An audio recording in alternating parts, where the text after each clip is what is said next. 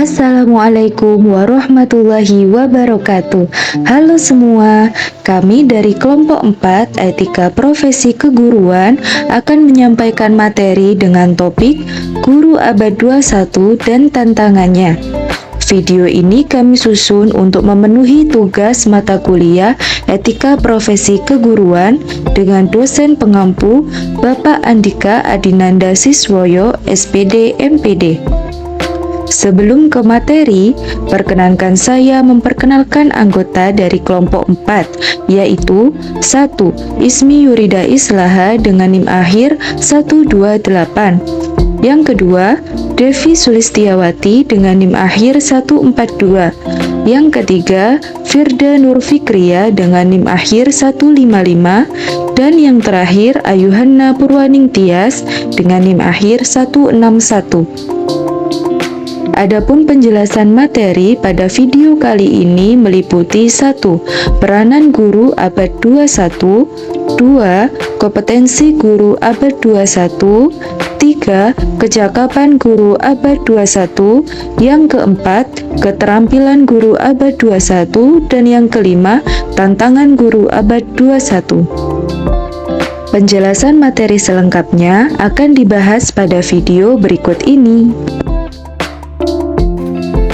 1. Peranan guru abad 21. Pembelajaran abad 21 menuntut guru untuk dapat berperan, mengembangkan dan juga berinovasi di berbagai hal, terutama yang berkaitan dengan kemampuan dan juga keterampilan. Dalam perannya yang pertama ini, guru harus mampu menyiapkan peserta didik untuk memiliki keterampilan abad 21. Seorang guru perlu menguasai berbagai bidang, mahir dalam hal pedagogik termasuk inovasi dalam pengajaran dan juga pembelajaran, memahami psikologi pendidikan, mengikuti perkembangan dalam kebijakan kurikulum dan isu pendidikan, mendesain pembelajaran, dapat memanfaatkan media dan teknologi baru dalam pembelajaran sesuai dengan arus globalisasi pendidikan, dan tetap menerapkan nilai-nilai untuk pembentukan karakter, kepribadian, dan juga akhlak yang baik. Peran guru pada pembelajaran abad 21 yaitu sebagai role model atau contoh untuk kepercayaan, keterbukaan, dan komitmen bagi siswanya dalam menghadapi abad 21. Guru diharapkan mampu dan dapat menyelenggarakan proses pembelajaran yang bertumpu pada 4 pilar pendidikan yang dianjurkan oleh Komisi Internasional UNESCO untuk pendidikan, yaitu yang pertama adalah learning to know, yang kedua learning to do, yang ketiga learning to be, dan yang terakhir adalah learning to live together. 1. Belajar untuk mengetahui atau learning to know. Belajar untuk mengetahui adalah proses belajar yang mengembangkan kemampuan memori, imajinasi, penalaran, pemecahan masalah, dan kemampuan berpikir secara koheren dan juga kritis. Pilar pendidikan ini merupakan kegiatan untuk memperoleh, memperdalam, dan juga memanfaatkan materi pengetahuan. Dalam hal ini, peserta didik harus mampu memiliki kemampuan untuk belajar sepanjang hayat. Apa sih itu belajar sepanjang hayat? Belajar sepanjang hayat artinya peserta didik harus berkesinambungan dan mampu untuk menilai kemampuan dirinya tentang apa yang telah diketahui dan terus mengembangkan kemampuan dan pengetahuan tersebut untuk kehidupannya di masa depan. Peserta didik harus siap belajar ketika menghadapi situasi baru yang memerlukan keterampilan baru. Yang kedua adalah belajar untuk mengetahui atau learning to do. Belajar untuk menerapkan atau mengerjakan ini maksudnya adalah proses penerapan setelah peserta didik mendapatkan pengetahuan dan juga wawasan yang cukup yang akan mendorong interaksi antara peserta didik dan juga lingkungan di sekitarnya. Peserta didik memerlukan pengetahuan akademik dan terapan dan dapat menghubungkan pengetahuan dan keterampilan kreatif serta adaptif dan mampu mentransformasikan semua aspek tersebut dalam keterampilan yang berharga. Yang ketiga adalah belajar untuk menjadi diri sendiri atau learning to be. Pilar pendidikan ini mengandung arti bahwa belajar merupakan proses untuk pembentukan jati diri kita sendiri. Peran guru di sini sangatlah penting untuk mendidik dan juga melatih peserta didik agar menjadi pribadi yang mandiri dan dapat mewujudkan apa yang mereka impikan dan juga apa yang mereka cita-citakan.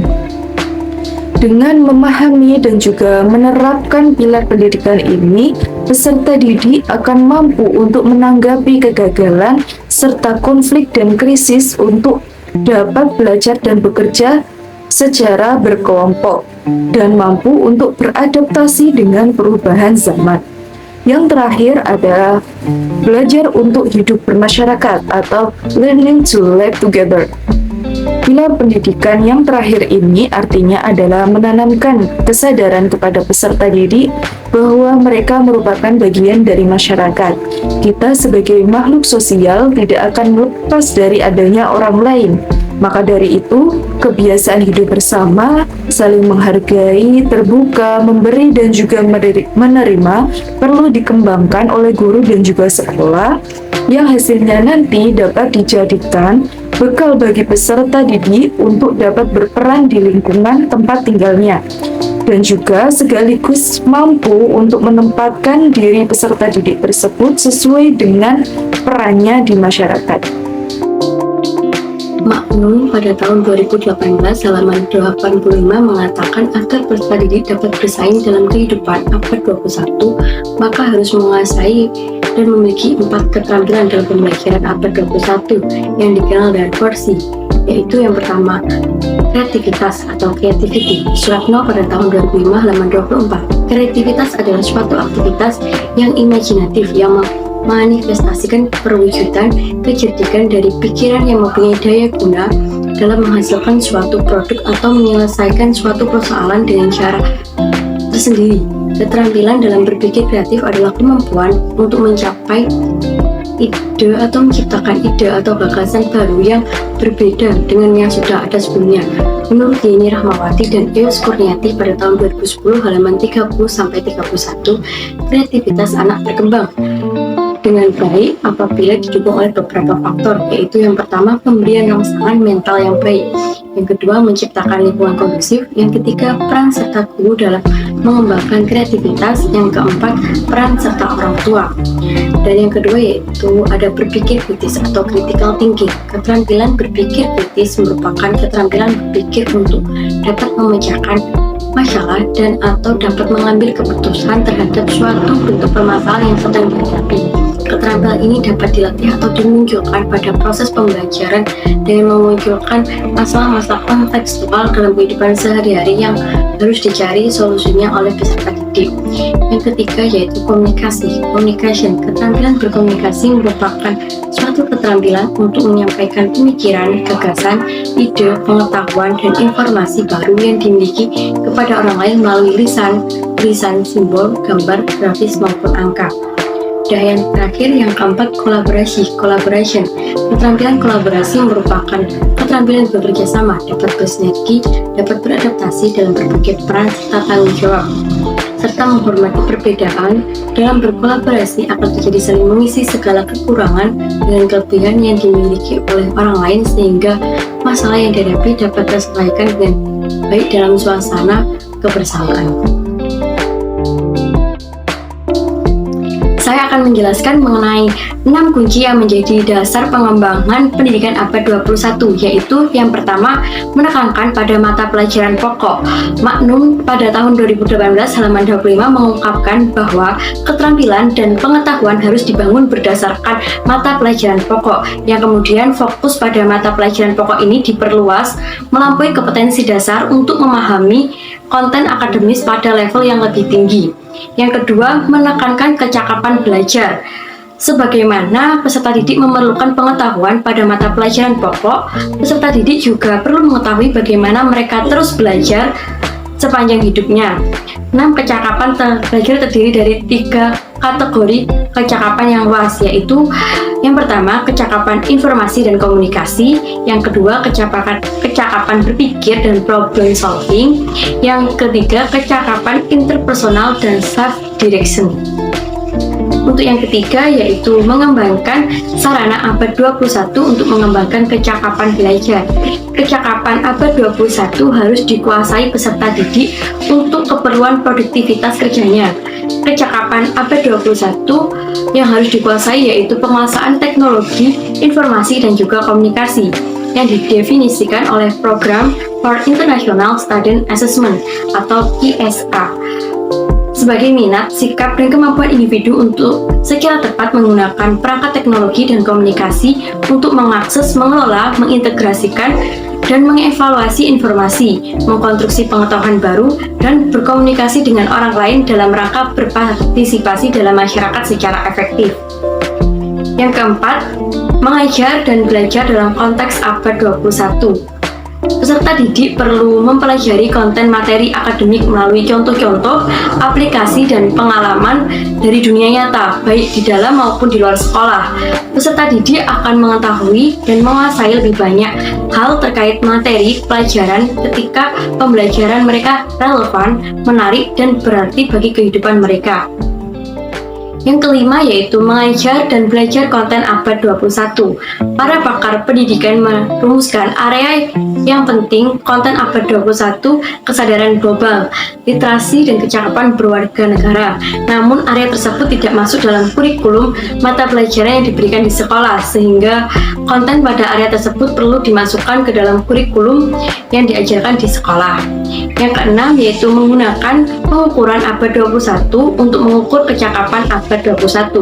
Perlu disusun standar pengukuran untuk mengevaluasi komponen kecakapan abad 21. Penilaian ditunjukkan untuk mengukur pencapaian skill dan pengetahuan yang esensi untuk kecakapan abad 21.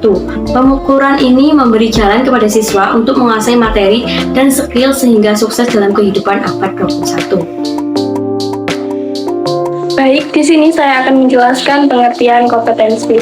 Menurut Jamiran pada tahun 2009 menyebutkan kompetensi adalah seperangkat penguasaan kemampuan yang harus ada dalam diri guru agar dapat mewujudkan penampilan unjuk kerja sebagai guru secara tepat. Kualitas unjuk kerja itu ditentukan oleh penguasaan pengetahuan, sikap, dan keterampilan.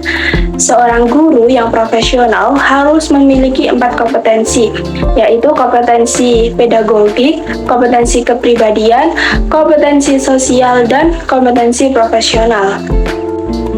Di sini saya akan menjelaskan tentang kompetensi pedagogik. Kompetensi pedagogik merupakan kemampuan guru dalam mengelola pembelajaran dengan memahami karakteristik siswa, kemampuan guru dalam merencanakan proses pembelajaran, mengevaluasi hasil belajar, serta kemampuan guru dalam pengembangan ragam potensi siswa.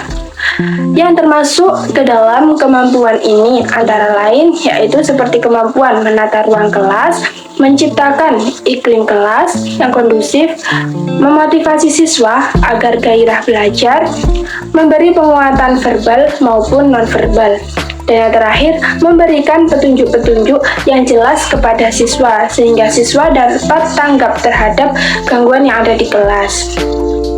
Guru juga menyegarkan kelas jika kelas mulai lelah. Selanjutnya, kompetensi kepribadian. Kompetensi kepribadian merupakan kemampuan personal yang dimiliki oleh guru.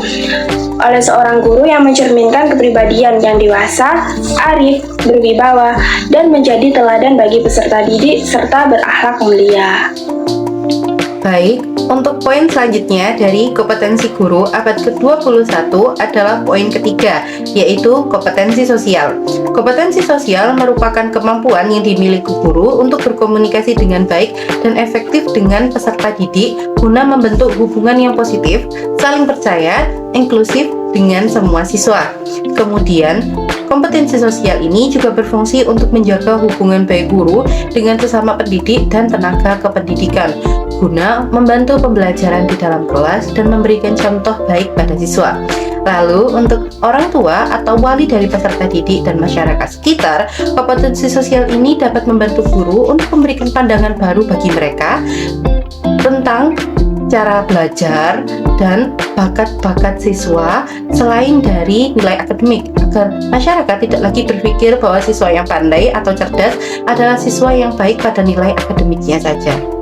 Kemudian, poin keempat dari kompetensi guru abad ke-21 adalah kompetensi profesional.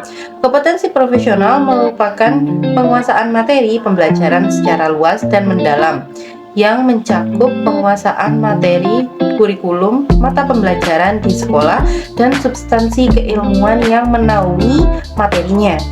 Kompetensi ini juga disebut dengan penguasaan sumber bahan ajar atau sering disebut dengan bidang studi keahlian.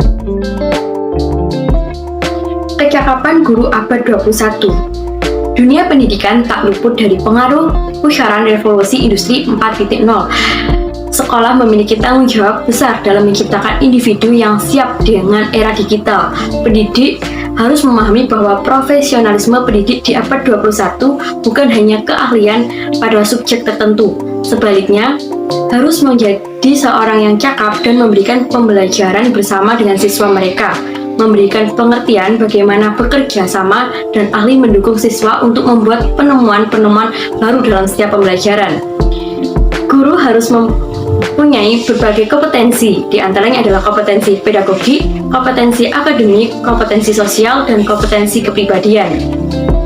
Di samping 4 kompetensi tersebut, membantu para siswa beradaptasi terhadap perubahan sosial dan teknologi di abad 21, ini guru juga harus mempunyai kecakapan utama, yang diantaranya ada 1. Akuntabilitas dan kemampuan beradaptasi. Sebagai seorang yang dapat digugu dan juga ditiru, apapun yang dikerjakan dan diucapkan harus dapat dipercaya oleh orang lain. Dalam menjalankan tanggung jawab pribadi, mempunyai fleksibilitas secara pribadi pada tempat kerja maupun dalam hubungan dengan masyarakat sekitarnya. Yang kedua yakni kecakapan berkomunikasi. Kecakapan yang kedua ini sangat penting bagi guru.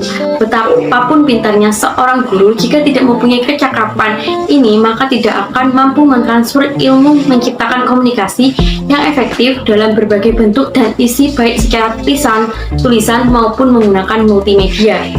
Dan yang ketiga, yakni kreativitas dan rasa ingin tahu. Pembelajaran yang dilakukan guru berlangsung monoton selama ini, salah satu penyebabnya adalah tidak adanya kreativitas dan keinginan pengetahuan intelektual guru. Dia mengajar hanya bermodalkan teori keguruan yang ia peroleh sekian puluh tahun yang lalu saat ia menjalani pendidikan.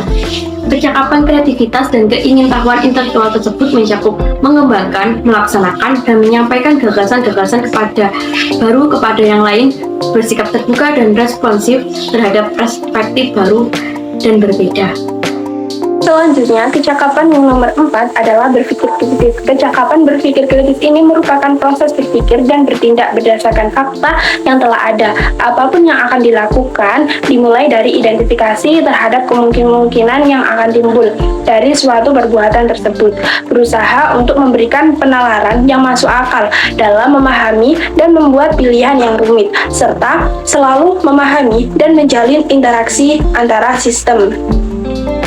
Selanjutnya, kecakapan yang kelima yaitu kecakapan melek. Agar proses pembelajaran yang dilakukan guru itu di kelas dapat menarik dan menantang, maka di era globalisasi seperti ini dan tanpa batas sekarang, guru harus mampu menganalisa, mengakses, mengelola, mengintegrasi, mengevaluasi, dan menciptakan informasi dalam berbagai bentuk dan media. Selanjutnya, kecakapan yang nomor 6 adalah kecakapan hubungan antar pribadi dan kerjasama.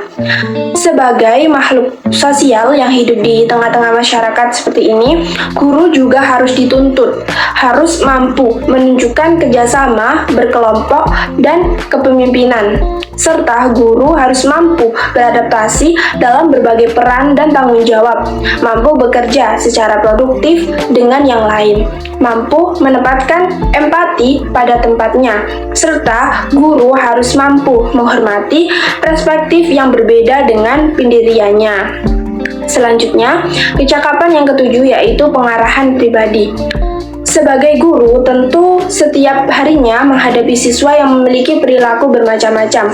Oleh karena itu, guru dituntut memiliki kemampuan dalam memonitoring pemahaman diri dan mempelajari kebutuhan yang diperlukan dalam pembelajaran. Guru juga harus menemukan sumber-sumber belajar yang dirasa tepat, serta dapat mentransfer pembelajaran dari satu bidang ke bidang yang lainnya. Selanjutnya, yang terakhir, nomor 8, tanggung jawab sosial antara orang tua maupun masyarakat. Masyarakat menyekolahkan anaknya di suatu lembaga sekolah tentu saja mempunyai harapan agar anaknya itu dapat berubah, baik dari segi perilaku maupun kecakapan kompetensi yang dimiliki. Oleh sebab itu, sebagai seorang yang dituntut mempunyai kompetensi sosial, maka tanggung jawab dalam bertindak guru harus mengutamakan kepentingan masyarakat yang lebih besar. Guru juga harus menunjukkan perilaku yang etis secara pribadi, baik itu di tempat kerja maupun dengan hubungan antar masyarakat. 4. Keterampilan guru abad 21. Pada abad 21 ini, peran guru tidak hanya sekedar untuk memberikan informasi dan juga pengetahuan, tetapi juga sebagai sarana pengembangan keterampilan bagi peserta didik untuk menghadapi kemajuan zaman. Karena itu, guru abad 21 harus memiliki keterampilan yang lebih luas dan juga variatif daripada guru abad sebelumnya.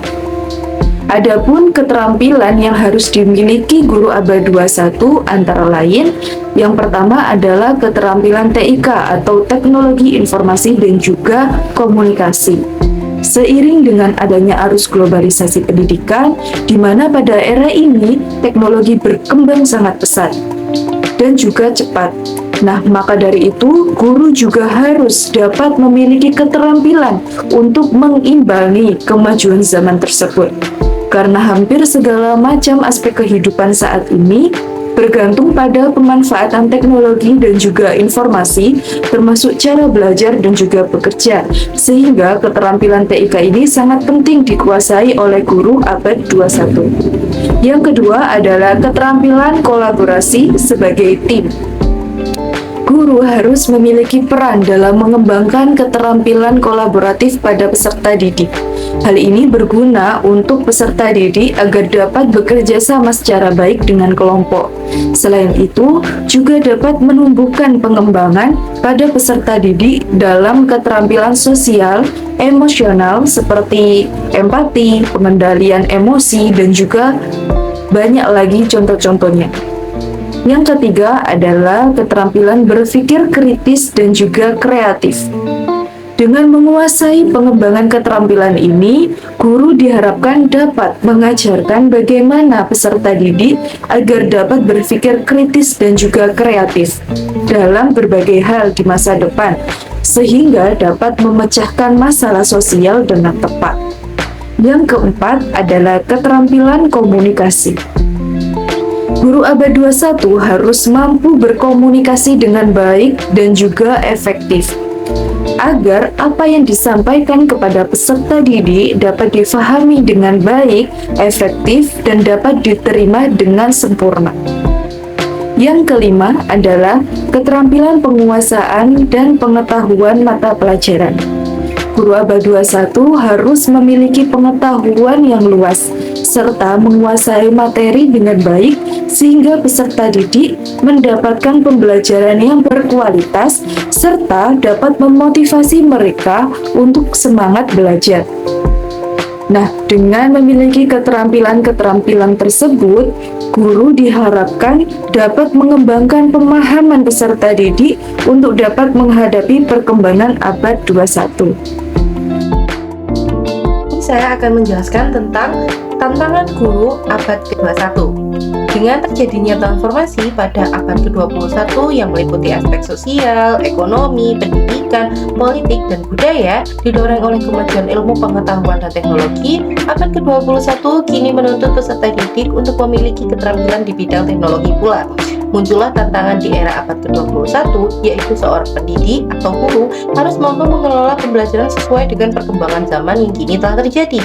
Guru abad ke-21 ditantang untuk menyeimbangkan pembelajaran sesuai terhadap perkembangan informasi dan komunikasi. Menurut Susanto, pada tahun 2001, terdapat 7 tantangan guru di abad ke-21, yaitu Teaching in Multicultural Society, mengajar di masyarakat yang memiliki multikulturan budaya atau beragam budaya dengan kompetensi multibahasa.